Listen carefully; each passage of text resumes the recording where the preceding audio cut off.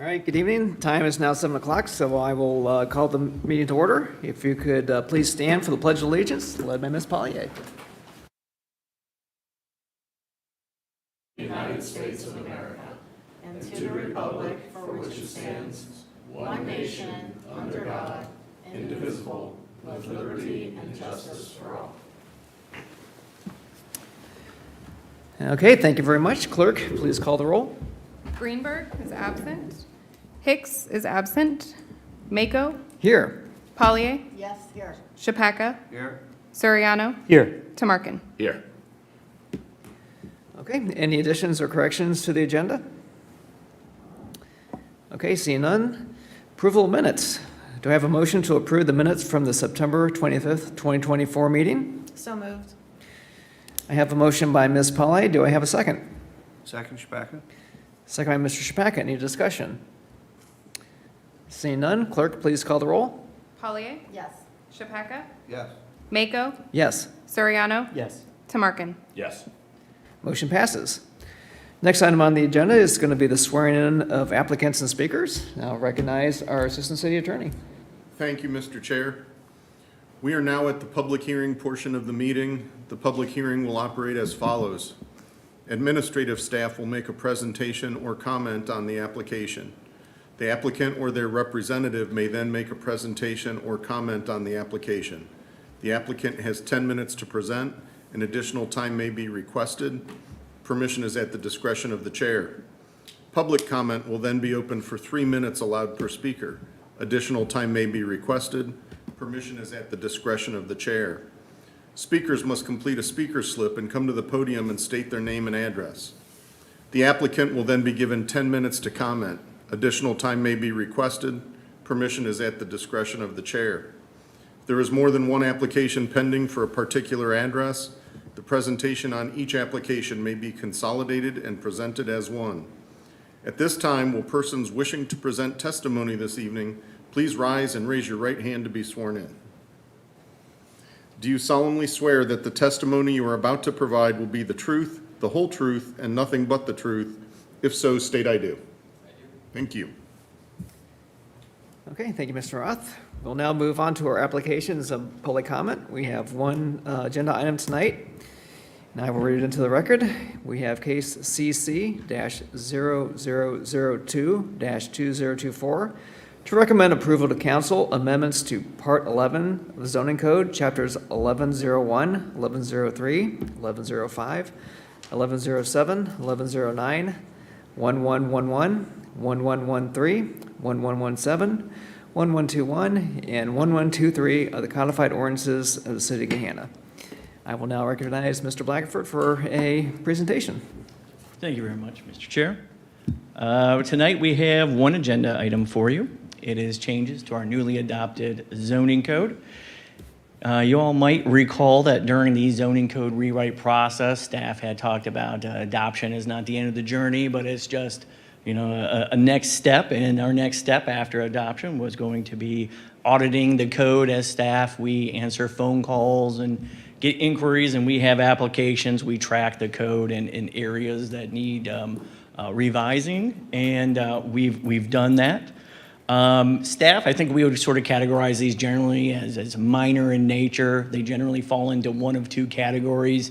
One category being of code that was in our old zoning code, but staff did not carry forward, but we need to. That's about half of the changes, and the other half of the changes really fall under the second bucket, which would be changes to our new code. New code that we implemented that we need to revise a little bit. For the most part, all the changes are relatively straightforward, surface level types of changes. We're not adding any new code. Say like with the zoning code, we added accessory dwelling units. There's no new code proposed. And so for tonight, I do not have a PowerPoint. Just going to be going through the items in the staff report, and I figured I'd cover those just as they are in your report, starting with the code sections that were in our old zoning code that we are requesting to add back to the new code. And the first item there, it's 110308, medium lot residential. That's our 11,000 square foot lots, accessory setbacks, For the rear yard, we're requesting to go from 10 feet to 5 feet. That is consistent with our previous code. We updated setbacks, reduced them for accessory structures in the spring of last year, and we did not make that adjustment. So we're requesting that change. There's several changes to our parking section, 110901. The first is that parking must be on the same lot as the principal use. That's actually the next code section as well. That's kind of zoning code 101, that your accessory activities have to be on the same parcel as the main use. A little bit of changes to our parking table for industrial uses. I believe we had a few applications that were maybe smaller in nature, and the parking was rather substantially different than the previous code, and it was requiring a lot of parking that didn't really make sense. So we're just right-sizing the parking to be consistent with the previous code. And again, it's really only for our industrial warehousing section. In our parking section, we have landscaping requirements specifying that that's a 3-inch planting. That's consistent with other code sections in the previous code, with allowing some administrative flexibility. Obviously, there's a lot of different plant species, and the exact size is always going to vary a little bit, and so our city forester would be the appropriate person to make that determination. The last change I have here bulleted is parking of trailers. That's not something Planning Commission deals with. That's something the Code Enforcement Division of the Planning Department deals with. And omitted from the new code was a provision that no more than one trailer may be parked on a residential lot, or no more than one inoperable vehicle. Again, those are code sections that were in the previous code that we'd like to add back. Structure placement, like I said, accessory structures must be on the same lot as a principal structure. Pools are subject to accessory structure setbacks rather than the main structure setback. Again, old zoning code allowed pools. It's an accessory use, same accessory use setbacks as, say, a shed or a pavilion of something of that nature. So again, just clarifying the structure placement for pools. The next code section, fences. This looks like a fair amount of red line when you look at this section. There's really not a lot that's actually substantially changing. What those changes are, we changed the code in, I think it was 2021, yes, that we did extensive code changes on fencing. The main change being allowing fencing in the second front yard of a corner lot. Shame on me, I did not carry forward that language to the new code. So the majority of the changes to fencing is really to clarify. We had a couple of these variances recently. Again, clarifying that fencing is allowed in the second front yard. We added a table that explains the height and where the fencing can go. That was in our old code. And we added language that the language back there that the finished side of the fence must be facing out. Again, kind of standard language in a lot of zoning codes. There with fencing. Lighting, simple provision here. Lighting standards, these apply to what typically Planning Commission sees, commercial projects. It doesn't apply to single-family development. We don't require photometric plans when somebody wants to change a light bulb and things at their house or in that nature. So again, clarifying that our lighting standards apply to non-single-family and two-family developments, the kind of developments, again, that Planning Commission sees.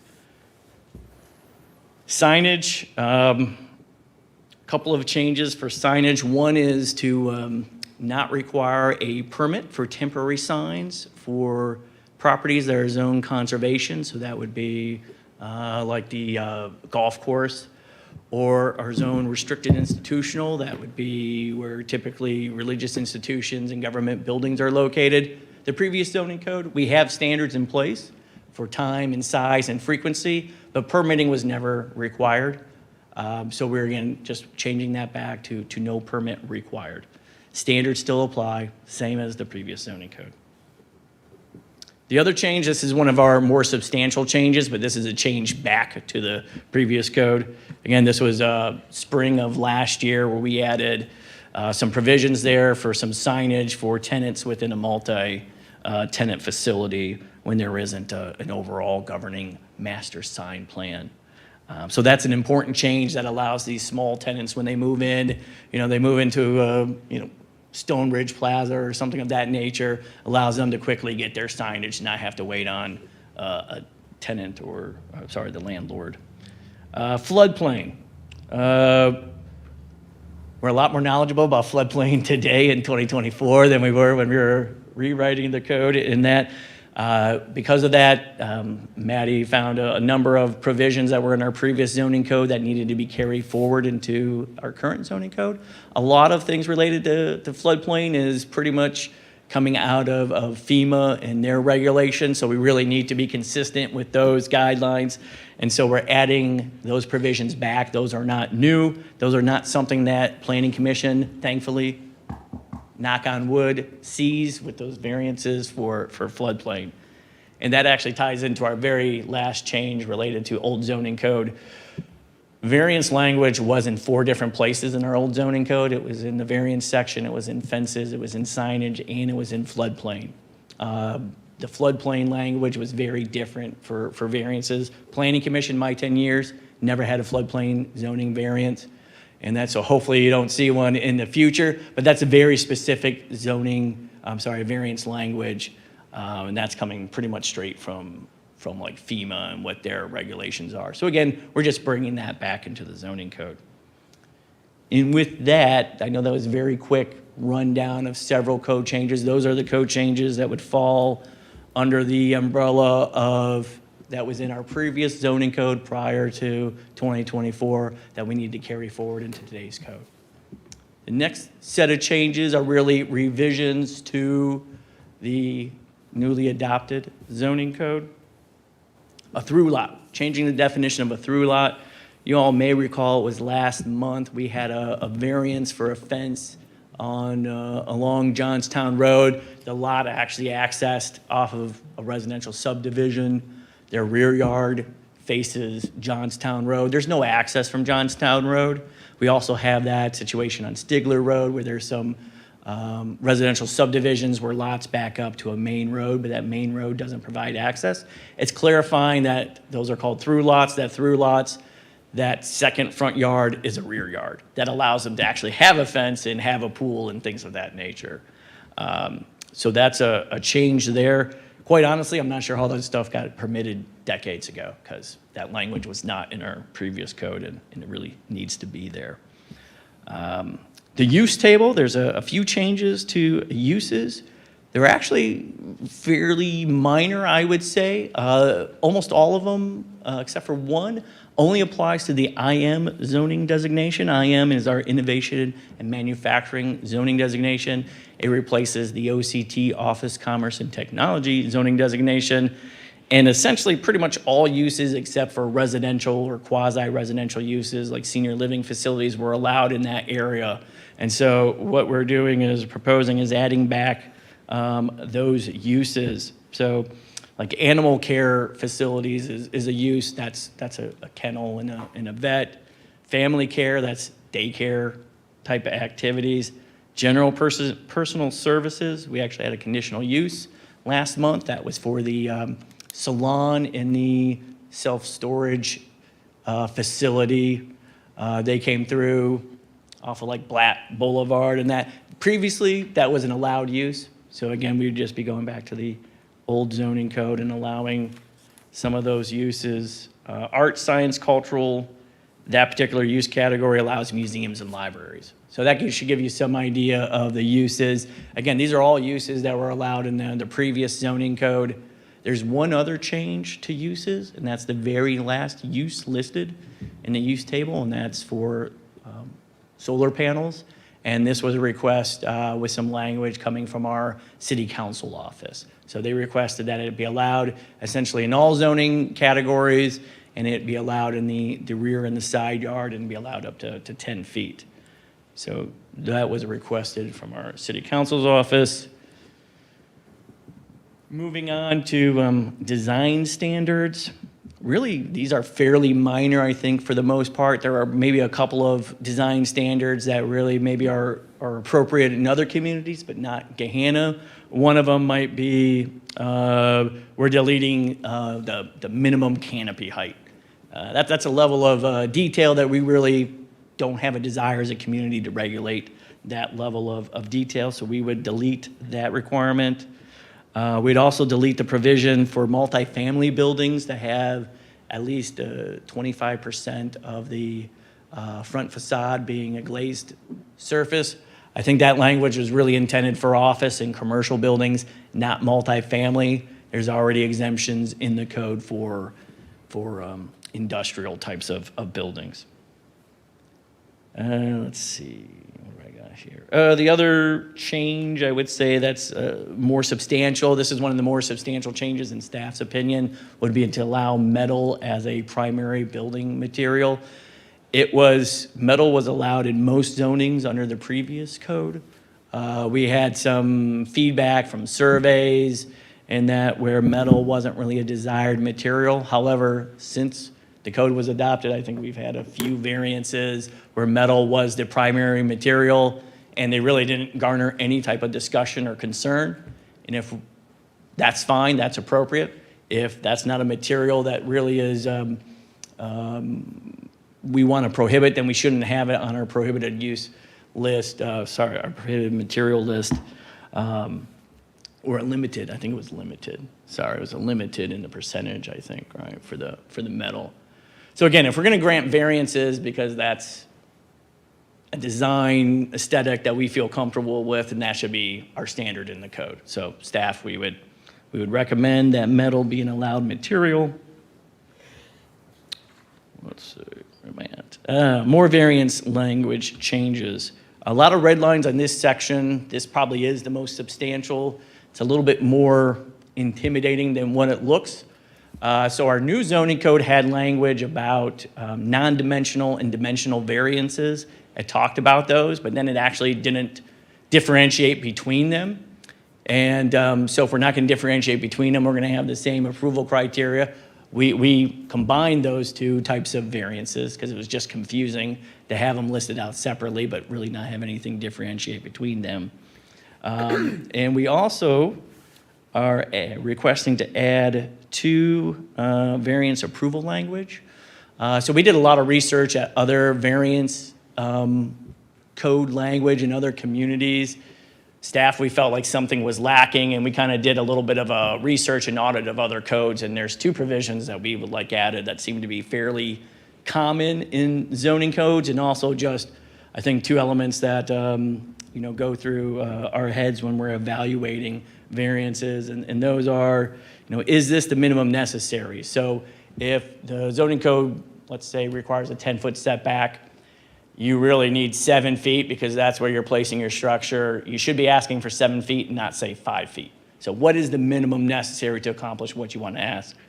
And the other one is what is your practical difficulty? This is really what variances are supposed to be. It's supposed to be we have an issue, not that this is an inconvenience to our project. If it's an inconvenience and we're going to grant variances on a somewhat consistent basis, that should become our new standard. And so staff, we would, again, request to have this additional code clarifying that, again, it should be, they need to provide us some justification, some type of reasoning for why they cannot meet code. Development plan, this is a very simple, straightforward. We have a provision here that's when it's a small structure, less than 200 square feet, you don't have to go through the development plan process. You still have to get the appropriate building permit or zoning permit. There's just really nothing gained by going through the minor development plan process. It costs more time and more money, but it's not any additional information. And just for a refresher, the minor development plan is a newer process that's administrative. So again, just trying to do things a little bit quicker and easier. If there's no value to staff by having that extra time and money associated with the submittal, we shouldn't be requiring that. So again, we would just be clarifying that they don't have to go through the administrative minor development plan process. It would just be the appropriate building permit or zoning certificate. The next code provision here, enforcement. This is sort of the behind the scenes with our code enforcement folks. They've requested some additional enforcement language. The first provision there is just to clarify a little belt and suspenders that when we're enforcing the zoning code, we're also enforcing, let's say, the design review application that goes before planning commission, so application and permits as well. Those approvals, the city's enforcing consistency with those approvals as well. Again, we're doing that as is, but we're just looking for it to be a little bit more in your face and easy for staff to apply that. The other change is to our landscaping maintenance standards. Just a simple change that this applies to everything other than single and two-family.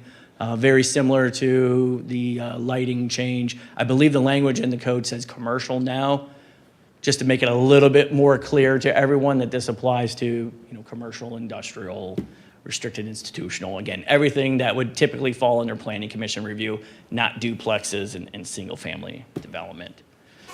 There's other code provisions for that, just so we're aware. I think that's in our International Property Maintenance Code, I think. Let's see, I think this is the second to last change here. Violations, this is suggested language from our friends at the city attorney's office. They're okay with it, so we're great with it. Again, it's just the enforcement language update that they've requested. Then the last section here, this is the definitions section of the code. I won't go into all, I think there's about 13 or so changes.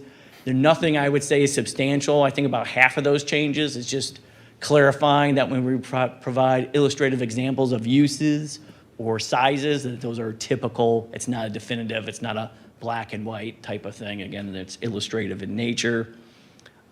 And with that, I apologize for 20 minutes of straight talking.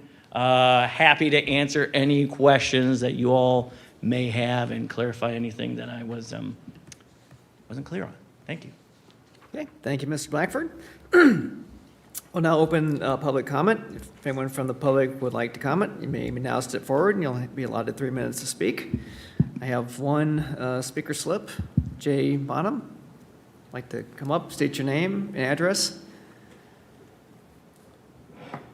Hello, my name is Jay Bowman. I live at 336 Vista Drive. I apologize if these comments would have been better to be sooner ahead of time in a less public forum, but I didn't look over this document until just half an hour before the meeting, so that's why I'm presenting them here. Just wanted to note a couple things. One, I'm happy to see that the accessory buildings 200 square feet and less won't have to go through the minor development plan process. I'm a fan of that. And then there are just a couple provisions that I felt like I would have appreciated a little more clarification on. There was 1109.01 F2 talked about the alteration of a parking lot 25% or greater requiring to meet the code. And I was just feeling a little unclear about, does that altering mean restriping, a mill and overlay? If the whole parking lot just got resurfaced, that's more than 25% of the area. Does that count? Just interested to have clarification on that. The next one was 1109.05 E1D, which was about fence height. Again, this is probably very nitpicky for this forum, but it almost read to me like it was requiring a 6-foot high fence as opposed to a 6-foot high maximum fence.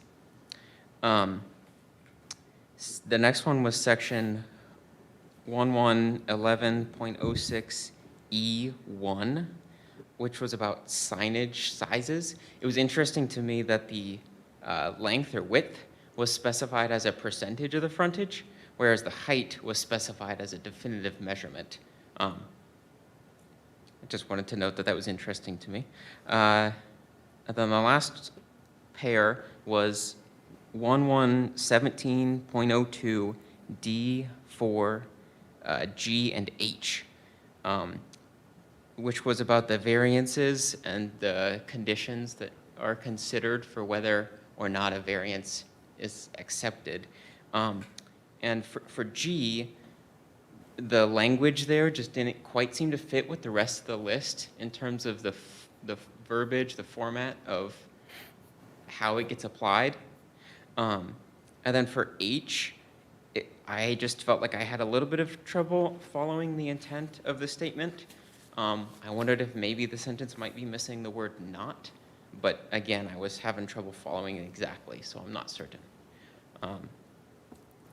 And once again, sorry for, this probably should have been an earlier and less formal setting, but here I am. So, thank you. All right, thank you.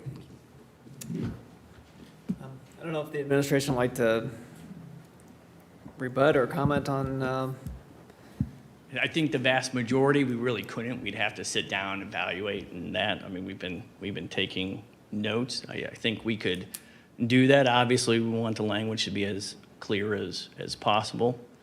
And so that's certainly something that we can take a look at. But I think with these types of questions, they're not really things that we can react to and address Right. here, I think. Yeah. okay, very good.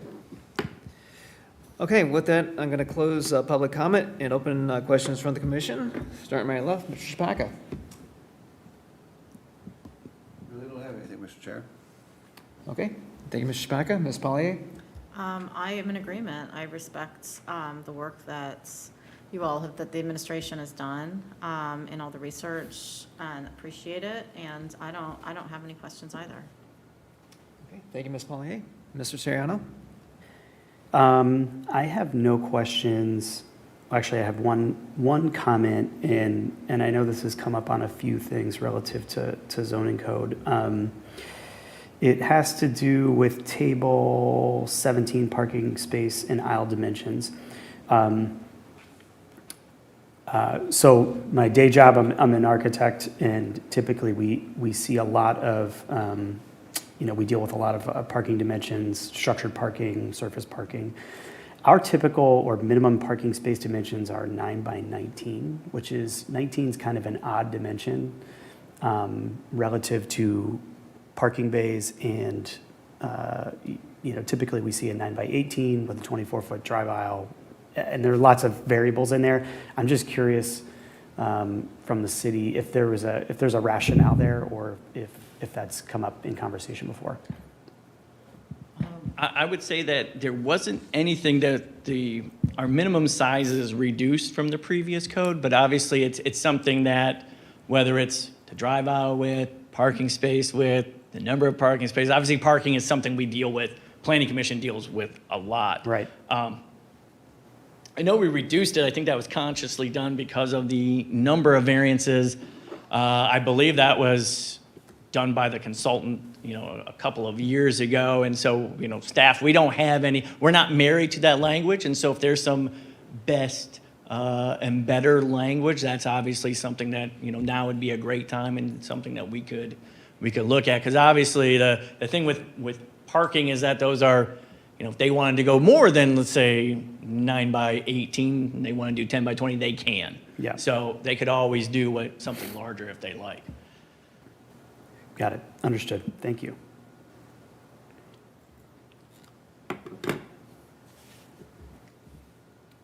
Okay, anything else? Nope. Okay, thank you. Mr. Tamarkin? I just have two questions for clarification. Can someone apply for a variance to build an accessory structure in a floodplain? I've never seen that, certainly in my time here. I guess we don't have a whole lot of residential in floodplains. Technically, you can request a variance to any floodplain regulation. However, there needs to be substantial evidence to grant the variance. And usually they'd have to prove that something was incorrect with the floodplain mapping. Is that why we never see it? No, we almost had one for a project about a year ago, but thankfully they went a different route because it was too much effort and work, and too much evidence had to be provided, where essentially it's almost impossible to recommend approval of a floodplain variance. It is, and then it's also one of those things that it affects the insurance rates or the insurance ability to get insurance, flood insurance for everybody within a jurisdiction. So it's one of those that it directly impacts more than just whoever's asking for that variance. It could affect basically, everyone in Gahanna and that. So it's a different animal, and it's one that I've never even seen or or really knew about until, yeah, we had that one or two from a year ago or so. Something else we do tend to see frequently is people who want to put a accessory structure, typically a shed, right up on a fence line. If the fence line is within, maybe the fence has already been granted a variance years ago or built without approval, and it's on the property line, and now they want to put a shed on the fence line, would probably make sense that they can do that because the fence blocks the view. Thoughts? We've specifically talked about sheds getting closer to property lines, and that was something that was not well received by the majority of folks, planning commission and council, because we were talking about in the various districts less than 5, and you might have an upcoming agenda and see something exactly like this, exactly. So in my opinion, there's a difference if there's a fence or no fence. And that might be something as things evolve, it would change a lot for a lot of locations in that, and maybe that's something, again, it's if this is the will of the city, but when we changed the setback language, which again, I think was last year, there was some opposition to going as low as we did, which was generally like the 5 feet in that. So again, that's something that could always be proposed with the screening in that. I think actually in our staff report, we're not recommending approval, and the screening, it's, it goes like the fence is 6 feet in height, but the shed is like 12 feet in that. So, it's, yeah, I don't know. It's just a preference for a community in that. Thank you. And I'm not recommending that we do it. I was just looking for clarification. Because Yeah. we do seem to see those. We do, and I think we see them for a number of reasons, because a lot of times I think sheds aren't permitted, and maybe there was one there before, and then they just replaced it. So I think it's always going to be something that gets a little bit of a variance in code enforcement, just because it's a minor improvement in that. And a homeowner would think, because I have a fence, I can build up to the fence. Or put my shed up to the fence. I can see their thought process. Certainly we have folks that, That think that way. yeah, it's my yard, I can do, yeah, absolutely. That's all I have, Mr. Chair. Okay, thank you, Mr. Markin. I have just a couple things, for clarification. Under section 1109.05, getting back to fences, it mentions, this is under materials, hardware cloth. What exactly is that? So that was a request when we made that change back in 2021. That was actually something that city council wanted, and I think there was we had something where somebody wanted to, like, essentially you could only have a privacy, I'm sorry, not the privacy, what's the other type of fence? The decorative open-faced fence. And to make it opaque, they were trying to put up various tack up like cloths and things of that nature to make it opaque. And so that was added as part of the 2021 there to clarify that you can't be tacking things up to make an opaque fence into a non-opaque fence into an opaque fence. Okay, very good, thank you.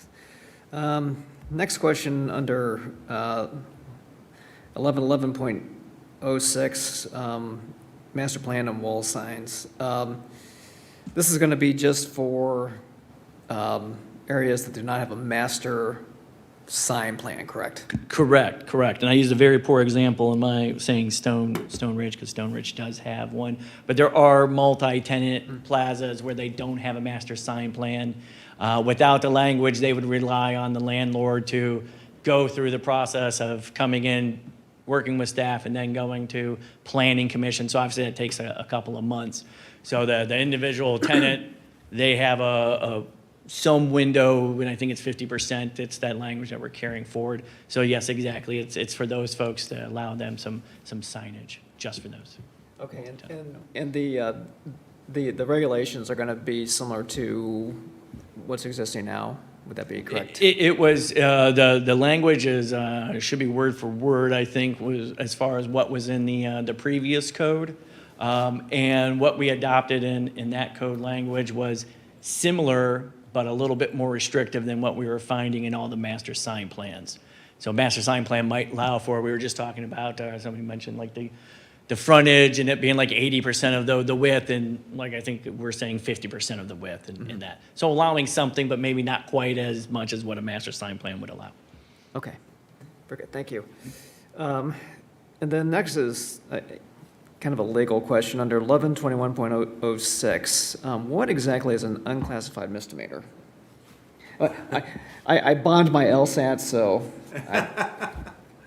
Unclassified misdemeanor is kind of a catch-all. So we have misdemeanor, first degree, second degree, third degree, fourth degree, minor misdemeanor that all have like maximum fine, maximum jail time. The unclassified misdemeanor is kind of a catch-all where you, for one reason or another, have something that doesn't fit into one of those categories. In this regard, it is going to be basically treated as a minor misdemeanor, so there's no possible jail time, but instead of the minor misdemeanor $150 maximum fine, I think it's gonna be a higher fine. I think, is it $500, I think maybe, that Priya put in there. So it's kind of a hybrid between categories, so it's a higher fine, but no jail time kind of thing. Okay. Again, I saw that, and I guess just for my own edification, just wanted to figure out what that meant. Yeah, it's just something that doesn't fit into one of our existing categories under state law. Okay, thank you.